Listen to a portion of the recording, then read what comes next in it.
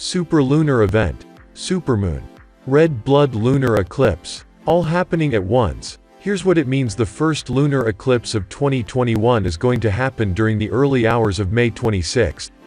But this is going to be an especially superlunar event, as it will be a supermoon, a lunar eclipse and a red blood moon all at once. So what does this all mean? What's a supermoon? A supermoon occurs when a full or new moon coincides with the moon's closest approach to the Earth. The moon's orbit around Earth is not perfectly circular. This means the moon's distance from Earth varies as it goes around the planet. The closest point in the orbit, called the perigee, is roughly 28,000 miles closer to Earth than the farthest point of the orbit. A full moon that happens near the perigee is called a supermoon. So why is it super?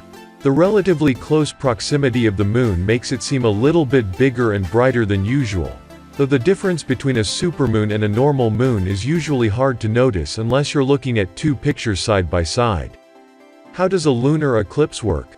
A lunar eclipse happens when the Earth's shadow covers all or part of the moon. This can only happen during a full moon, so first, it helps to understand what makes a full moon. Like the Earth, half of the moon is illuminated by the sun at any one time. A full moon happens when the moon and the sun are on opposite sides of the Earth. This allows you to see the entire lit-up side, which looks like a round disk in the night sky. If the moon had a totally flat orbit, every full moon would be a lunar eclipse. But the moon's orbit is tilted by about 5 degrees relative to Earth's orbit. So, most of the time a full moon ends up a little above or below the shadow cast by the Earth. But twice in each lunar orbit, the moon is on the same horizontal plane as both the Earth and Sun. If this corresponds to a full moon, the Sun, the Earth and the moon will form a straight line and the moon will pass through the Earth's shadow. This results in a total lunar eclipse. To see a lunar eclipse, you need to be on the night side of the Earth while the moon passes through the shadow.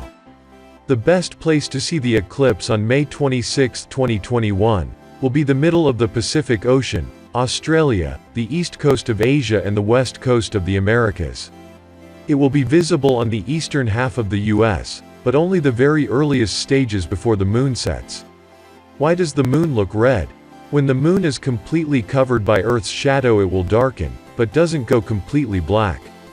Instead, it takes on a red color, which is why total lunar eclipses are sometimes called red or blood moons. Sunlight contains all colors of visible light.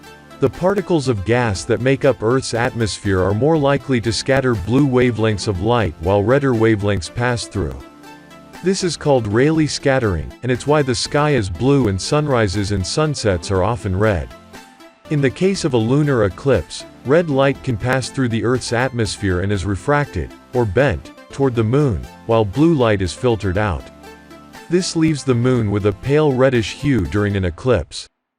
Hopefully you will be able to go see this superlunar eclipse. When you do, now you will know exactly what makes for such a special sight.